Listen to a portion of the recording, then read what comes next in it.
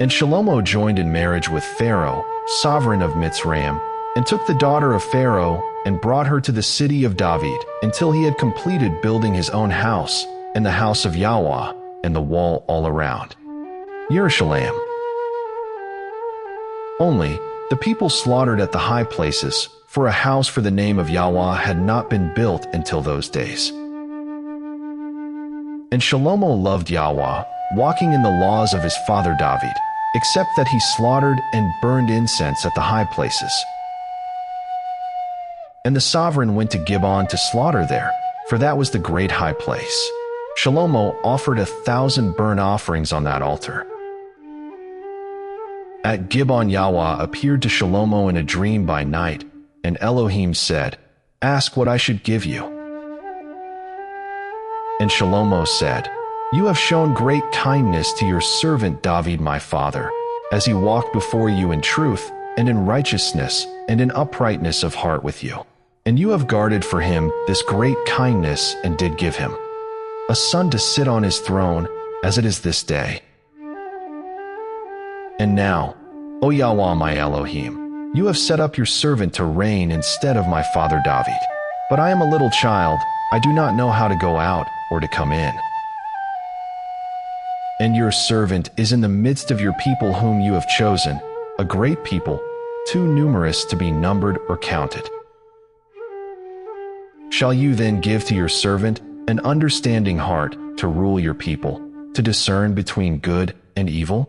For who is able to rule this great people of yours?"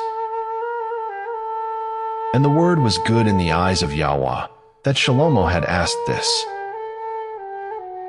So Elohim said to him, "Because you have asked this and have not asked long life for yourself, nor have asked riches for yourself, nor have asked the life of your enemies, but have asked for yourself discernment to understand right ruling,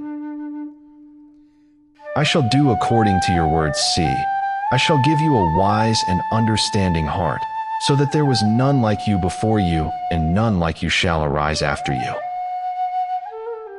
And I shall also give you what you have not asked, both riches and esteem, so that there shall not be anyone like you among the sovereigns all your days.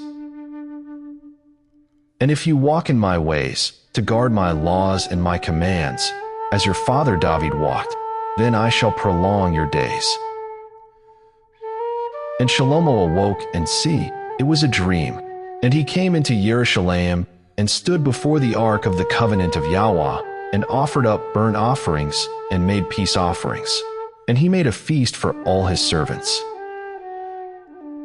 Then 2 women, whores, came to the sovereign and stood before him. And one woman said, "O my master, this woman and I dwell in the same house, and I gave birth while she was in the house. And it came to be, the 3rd day after I had given birth, that this woman also gave birth, and we were together. There was no one else with us in the house, only the 2 of us in the house. Then this woman's son died in the night because she lay on him. And she rose up in the middle of the night and took my son from my side, while your female servant slept, and laid him in her bosom, and laid her dead child in my bosom. And I rose up in the morning to nurse my son, and saw he was dead. But I looked at him closely in the morning, and saw he was not my son whom I had born. And the other woman said, No, but the living one is my son, and the dead one is your son. And the first woman said, No, for the dead one is your son, and the living one is my son. And they spoke before the sovereign. And the sovereign said, The one says, This is my son, who lives, and your son is the dead one. While the other says, No, for your son is the dead one, and my son is the living one. And the sovereign said, Bring me a sword. So they brought a sword before the sovereign. And the sovereign said, Divide the living child in two, and give half to one and half to the other. And the woman whose son was living spoke to the sovereign, for she was overcome with compassion for her son. And she said, O my master, give her the living child, and by no means kill him. But the other said, Let him be neither mine nor yours, but divide him."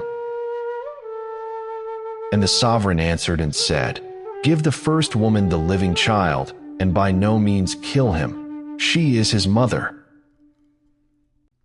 And all Yisrael heard of the right ruling which the sovereign had rendered, and they feared the sovereign, for they saw that the wisdom of Elohim was in him to do right ruling.